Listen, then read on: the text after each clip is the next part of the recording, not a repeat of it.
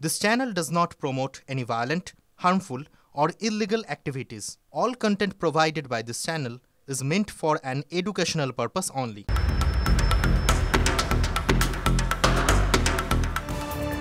ঘড়িতে দুপুর 1:30 মানেই টিভি9 বাংলায় দুপুরে 4 ব্রেকিং। লিমা রয়েছে আপনাদের সঙ্গে। এই মুহূর্তে কোন চারটে বড় খবরে আমরা নজর দেব, সেই চারটে বড় খবরের আপডেটও দেবেন আমাদের রিপোর্টার। আমি পিসিআরকে রিকোয়েস্ট করব সেই চারটে ব্রেকিং নিউজ বিগ ওয়ালে প্লে করতে, এক এক করে সমস্ত খবরের পুঙ্খানুপুঙ্খ ডিটেইল তুলে ধরবো আপনাদের সামনে। চলুন বিগ ওয়ালে ফার্স্ট ব্রেকিং। আহত মুখ্যমন্ত্রী এসএসকেএমের ডিরেক্টরের মন্তব্যে বিতর্ক তৈরি হয়েছে।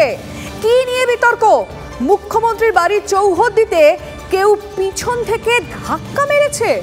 মেডিকেল বুলেটিন পড়ার সময় বলেন এসএসকেএম এর ডিরেক্টর। তারপরে কি হলো ডিটেইল দেবো আপনাদেরকে। আসুন আমরা সেকেন্ড ব্রেকিং এ নজর রাখি। বিগ ওয়ালের সেকেন্ড ব্রেকিং। কালকের অন্যতম বড় যে ইভেন্ট, কালকে লোকসভা নির্বাচনের দিন ঘোষণা হতে চলেছে দুপুর 3টের সময়। ঘোষণা নির্বাচন কমিশনের। শুধু লোকসভা নির্বাচন নয়, বিধানসভা নির্বাচনেরও অবশ্যই দিন ঘোষণা হবে, যে যে রাজ্যে হবে, কত দফায় হবে, কতদিন হবে, কোন তারিখ, সমস্ত ডিটেইলে নজর থাকবে। আসুন থার্ড ব্রেকিং এ নজর দিই। আজকে থার্ড ব্রেকিং, আজ বিজেপিতে যোগদান অর্জুন সিং এর। কিন্তু শুধুই কি অর্জুন সিং, নাকি সাথে আরো কেউ যোগ দিচ্ছে? দিল্লিতে পদ্মফুলের পতাকা ধরবেন ব্যারাকপুরের বিদায়ী সাংসদ। তৃণমূল থেকে বিজেপিতে যোগদান। ব্যারাকপুরের পার্থ ভৌমিকের বিরুদ্ধে ভোটে লড়তে পারেন অর্জুন। এখন এই বিষয়ে কি কি ডিটেইল রয়েছে আজকে দুপুর 1:30 ব্রেকিং এ আপনাদের জানাবো। আসুন 4 নম্বর ব্রেকিং আমরা নজর রাখি। নির্বাচনী বন্ড নিয়ে ফের চাপে এসবিআই। নির্বাচনী বন্ডে নম্বর প্রকাশ না করায় চাপে রয়েছে এই মুহূর্তে স্টেট ব্যাংক অফ ইন্ডিয়া। এবং স্টেট ব্যাংকে সাংবিধানিক বেঞ্চে নোটিশ দেওয়া হয়েছে। সেই নোটিশে কি হয়েছে সব ডিটেইল রয়েছে আজকে। কিন্তু শুরুতেই কোন খবর? শুরুতেই মুখ্যমন্ত্রী মমতা বন্দ্যোপাধ্যায়ের খবর। কিভাবে জখম হলেন তিনি? ধোঁয়াশা ক্রমশ বাড়ছে। এসএসকেএম এর ডিরেক্টরের দুরকম বক্তব্যে বিভ্রান্তি আমরা কালকে দেখলাম। কালকে তিনি মেডিকেল বুলেটিনে কি বললেন? Push from behind. গতকাল মেডিকেল বুলেটিনে জানান এসএসকেএম এর ডিরেক্টর মণিময় বন্দ্যোপাধ্যায়। আর এই ধাক্কা রহস্য নিয়ে কিন্তু কারাঘুষো নতুন করে হতেই নতুন ব্যাখ্যা দিতে শুরু হয়েছে। পিছন থেকে ধাক্কার অনুভূতি, ব্যাখ্যা এসএসকেএম ডিরেক্টরের।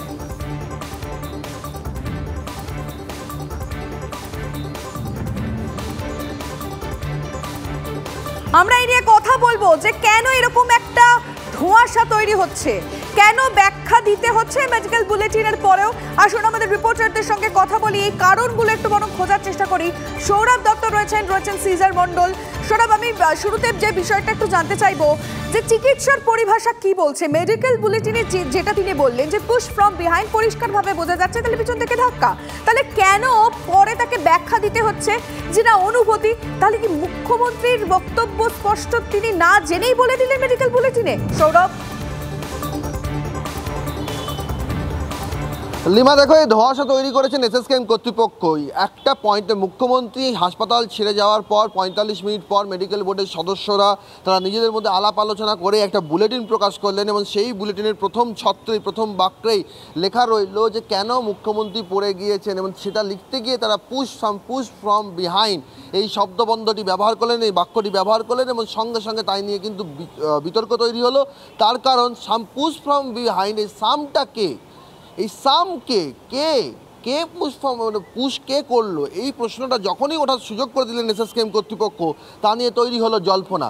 সেই জল্পনা থামাতে যে বিবৃতি জারি করা হলো মধ্যরাতে, তাতেও কিন্তু জল্পনা থামলো না, বরং বাড়লো। তার কারণ এবার বলা হলো ফিজিক্যালি কেউ ঠেলেনি, কিন্তু সাম সর্ট অফ সেন্সেশন তৈরি হয়েছে, সাম সর্ট অফ ফোর্স তিনি ফিল করেছেন এবং তারপরে তিনি পড়ে গিয়েছেন। এই ফিলিংসটা এলো কোথার থেকে? কারণ দেখো, চিকিৎসা বিজ্ঞানে না কোনো সাম, কেউ, যদি, কিন্তু হওয়ার কথা নেই। চিকিৎসা বিজ্ঞান সবসময় একটা সুস্পষ্ট কথা বলে, একটা সুস্পষ্ট ইঙ্গিত দেওয়ার চেষ্টা করে। সেই কারণে ইনভেস্টিগেশন করা হয়, একটা থরো ইনভেস্টিগেশন আছে। যেখানে বিজ্ঞান শব্দটা জড়িয়ে রয়েছে, সেখানে বিজ্ঞানসম্মত ব্যাখ্যা আসবে, সেটাই কিন্তু স্বাভাবিকভাবে সেটা কিন্তু এখনো পর্যন্ত এসএসকেএম কর্তৃপক্ষ সুস্পষ্টভাবে জানাতে পারেননি যে এই ফলের কারণটা কি। যে ইনভেস্টিগেশনগুলো হয়েছে এবং এসএসকেএম এর কর্তৃপক্ষের কারণে কিন্তু ধোঁয়াশাটা আরো অনেকটা বেড়ে গেল। সৌরভ, তুমি ঠিকই বলেছো, কিন্তু কেন, কোন বক্তব্যের প্রেক্ষিতে? আমি সিজার কাছে যাব, কিন্তু তার আগে সেই বক্তব্যগুলো শোনানো দর্শকদের ভীষণ প্রয়োজন। গতকালের মেডিকেল বুলেটিনে কি বলেছিলেন ডিরেক্টর, এবং তারপরে তার ব্যাখ্যাই বা কি দিলেন, কেন ব্যাখ্যা দিতে হলো? আসুন দুটো বক্তব্য শোনাই। Minister of West Bengal, Mamata Banerjee, reported to our hospital today around 7:30 p.m. with a history of fall within the vicinity of her home due to some push from behind. Had a sharp cut over her forehead and nose, which was bleeding profusely. 3 stitches has been applied on forehead and 1 on nose. She will again be assessed tomorrow, and subsequent treatment will be decided accordingly. No, that is not an issue.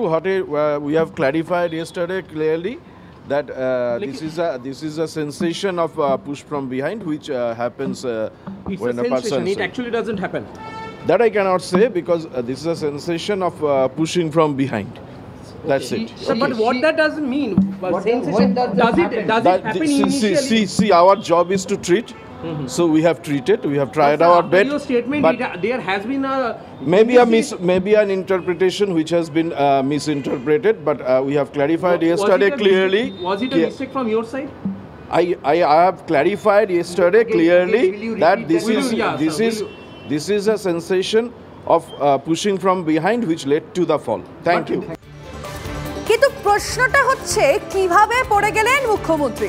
ইতিমধ্যেই জানিয়ে রাখি আপনাদেরকে, Kolkata police কিন্তু তদন্ত শুরু করেছে। কোন কোন বিষয়গুলো পুলিশ খতিয়ে দেখবে, কোন কোন দিকগুলো তারা খতিয়ে দেখবেন, আসুন ডিটেলে জানিয়ে এই বিষয়ে সিজার মন্ডল আমাদের প্রতিনিধি এই মুহূর্তে সরাসরি রয়েছে। সিজার, আমরা জানি মুখ্যমন্ত্রী তিনি সর্বোচ্চ ক্যাটাগরি একদম নিরাপত্তা পান, একটা জোন থাকে কার্যত, কিন্তু বাড়ির ভিতরে সেখানে নিরাপত্তার বিষয়গুলো কিভাবে দেখা হয় এবং পুলিশ এখনো পর্যন্ত কোন কোন বিষয়গুলো নজর রাখছে?